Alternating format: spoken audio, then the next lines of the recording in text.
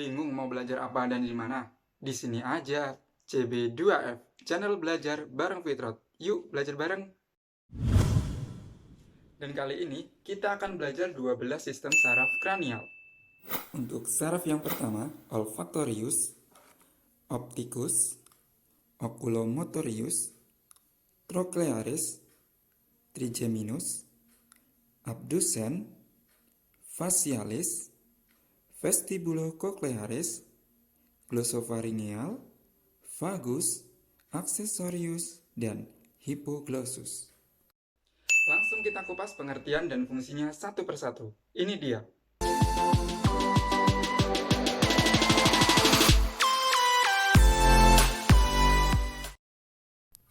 Nervus 1 olfactorius. Saraf olfaktorius lah yang berperan dalam penciuman atau penghidu. Saraf tersebut mengirim informasi dari hidung ke otak terkait bau yang ada di sekitar kita. Jadi, kalau Anda mencium bau aroma yang khas, maka saraf olfaktorius Anda sedang bekerja. Jadi, untuk cara mengetesnya, mintalah pasien untuk mengidentifikasi bau yang umum, misalnya kopi, jeruk, durian. Eits, puasa ya. Nervus 2 opticus. Nervus opticus masuk ke dalam saraf kranial yang berperan dalam sensori, sebab saraf inilah yang berperan dalam penglihatan kita. Saat kita menerima cahaya dari luar, bersama dengan bagian-bagian mata lainnya, saraf ini akan membantu menyampaikan informasi ke otak untuk diolah sehingga kita bisa mengenali objek yang dilihat.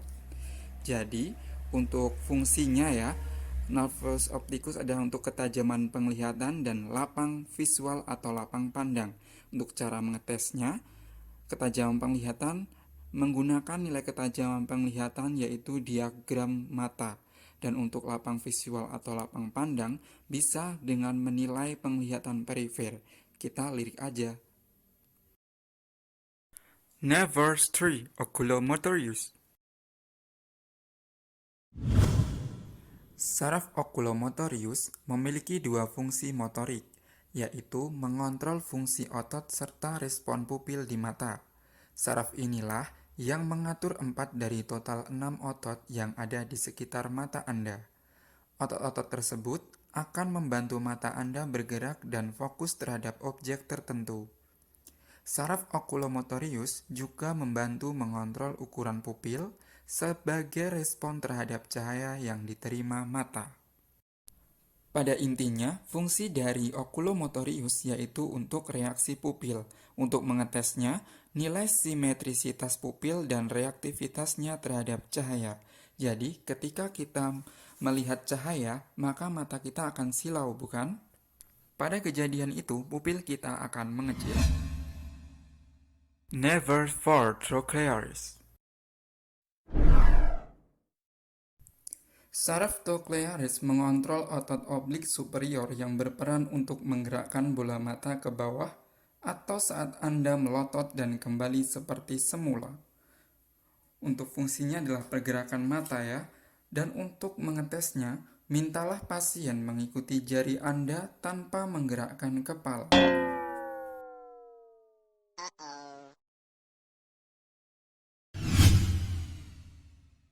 Nervus 5 trigeminus. Saraf trigeminus adalah saraf kranial terbesar dan memegang kedua fungsi, motorik maupun sensorik. Saraf trigeminus sendiri dibagi lagi menjadi 3 bagian, yaitu saraf ophthalmicus. Saraf ophthalmicus bertugas untuk mengirim informasi sensori dari wajah bagian atas seperti dahi, kulit kepala, dan kelopak mata. Bagian kedua yaitu saraf maksilaris. Saraf maksilaris berperan mengirimkan informasi sensori dari bagian tengah wajah seperti pipi, bibir atas, dan rongga hidung.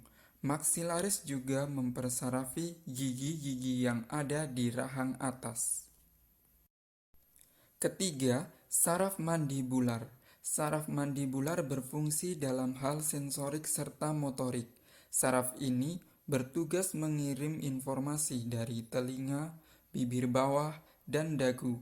Saraf ini juga mengatur pergerakan otot rahang dan telinga. Selain itu, saraf mandibular pun mempersarafi gigi-gigi rahang bawah.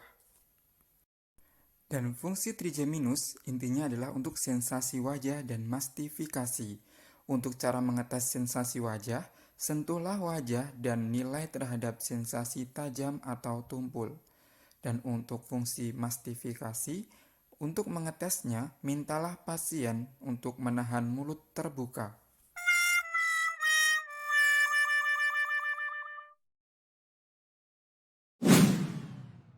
Never seek abdusen. Saraf abdusen bertugas untuk mengatur pergerakan otot yang disebut otot rectus lateral. Otot ini fungsinya berhubungan dengan pergerakan mata. Ia menjadi salah satu otot yang berperan saat mata melotot atau melirik. Jadi fungsi abdusen adalah untuk abduksi mata. Untuk cara mengetesnya, mintalah pasien mengikuti jari Anda tanpa menggerakkan kepala. Never seven, facialis. Saraf facialis, seperti saraf trigeminus, saraf facialis juga memiliki fungsi motorik dan sensorik. Saraf facialis terdiri dari 4 percabangan yang masing-masing memiliki fungsi yang berbeda, yaitu pergerakan otot untuk memunculkan ekspresi wajah, pergerakan dari kelenjar lakrimal, submaksilar, dan submandibular, merasakan sensasi di telinga luar, dan yang terakhir, kemampuan merasakan makanan. Untuk cara mengetesnya cukup mudah. Ekspresi wajah, mintalah pasien tersenyum, mengerutkan wajah, mengembungkan pipi. Untuk rasa pengecapan lebih mudah lagi ya, mintalah pasien membedakan antara rasa manis dan asin ataupun rasa yang lain. Reverse egg vestibulocochlearis. Saraf vestibulocochlearis berperan dalam pendengaran dan membantu keseimbangan manusia.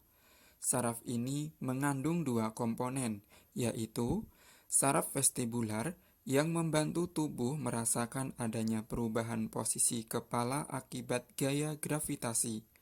Lalu, tubuh akan menggunakan informasi ini untuk tetap berada di posisi seimbang. Selanjutnya, saraf koklearis yang membantu manusia mendengar serta mendeteksi getaran dari suara. Untuk mengetes fungsi pendengaran cukup mudah, jentikkan jari dekat dengan telinga pasien. Untuk mengetes fungsi keseimbangan, kaki dirapatkan, lengan di samping dengan mata tertutup selama 5 detik. Nervous 9, glossopharyngeal. Saraf glossopharyngeal berperan dalam fungsi motorik dan sensorik. Berikut ini penjelasannya. Saat berperan dalam fungsi sensorik, saraf ini menerima informasi dari tenggorokan, tonsil, telinga tengah, dan lidah bagian belakang. Saraf ini juga berperan untuk merasakan sensasi di lidah bagian belakang. Saat berperan dalam fungsi motorik, saraf ini sempat mengatur pergerakan otot stylofaringeus yang memungkinkan tenggorokan untuk melebar dan memendek. Untuk mengetes fungsinya, mintalah pasien menelan dan kemudian mengatakan "ah".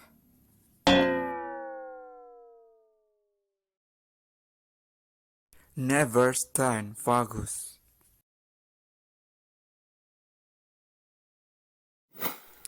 Saraf vagus memiliki berbagai fungsi mulai dalam hal fungsi motorik, sensorik, hingga parasimpatik.